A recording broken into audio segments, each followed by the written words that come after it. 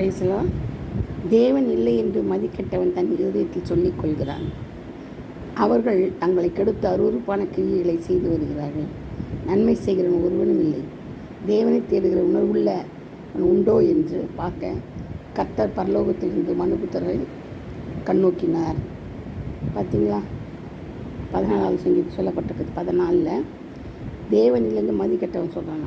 நிறைய பேர் அப்படி தான் நினைக்கிறாங்க, கர்த்தர் இல்லை, பொய் அப்படின்னு. ஆனால் அந்த மற்ற கடவுள்களெல்லாம் நம்புகிறாங்க, அது பண்ண இதை பண்ணாங்க. ஆனால் ஆண்டவரை நம்புறதில்லை. நிறைய பேர் இது மாதிரி இருக்கிறாங்க, நான் பார்த்துருக்கேன். ஆனால் கர்த்தர் நம்பணும். நம்ம விஷயத்தில் நம்ம ஆண்டவர் மட்டும்தான் நம்பணும். அருவருப்பான கிரியைகளை விட்டுணும். நன்மை செய்கிறவன் ஒருவனும் இல்லைன்னு சொல்கிறார் ஆண்டவர். ஆனால் அப்படி சொல்லாதபடி நம்ம நடந்துக்கணும். நன்மை செய்யணும். நம்மளால் முடிஞ்ச அளவுக்கு என்ன செய்யணும்? நன்மையை தான் செய்யணும். தீமையை நினைக்கக்கூடக்கூடாது. நான் தேவனை தேடுகிற உணர்வுள்ள அவன் உண்டோ என்று பார்த்தேன். கர்த்தர் பரலோகத்திலிருந்து மனுபுத்திரரை கண்ணோக்கினார். பார்த்தீங்களா? 2ஆம் வசனத்தை சொல்கிறார். 14:2 தேவனை தேடுகிற உணர்வுள்ள மனுஷன் உண்டோ என்று பார்த்தேன். கர்த்தர் பரலோகத்திலிருந்து மனுபுத்திரரை கண்ணோக்கினாராம். பரலோகத்திலிருந்து பார்க்குறாராம் நம்மளை. உணர்வுள்ள மனுஷன் இருக்கிறானா, தேவனை தேடுகிறானா அப்படின்னு. அவர் தேடுறவங்க இருக்கிறாங்களான்னு பார்க்குறாராம். பார்த்தீங்களா? ஆனால் என்ன செய்கிறாங்க?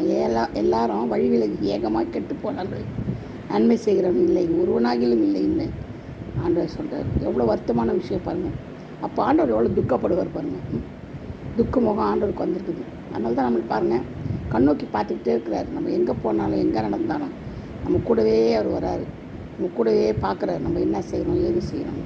அதனால் அவருக்கு மறைவாக நம்ம கண்கள், அவர் கண்களுக்கு மறைவாக நம்மளை ஒன்றும் பண்ண முடியாது. என்னாலன்றி உங்களால் ஒன்றும் செய்ய இயலாதுன்னு சொல்கிறார் ஒரு இடத்துல வசனத்தில். அதில் நம்ம என்ன செய்யணும்? அவருக்கு பயந்து அவருக்குள்ளே நம்ம நடக்கணும், கிறிஸ்துக்குள்ளே நடக்கணும். கர்த்தர் தாமே ஆசீர்வதிப்பாராக. ஆமென்.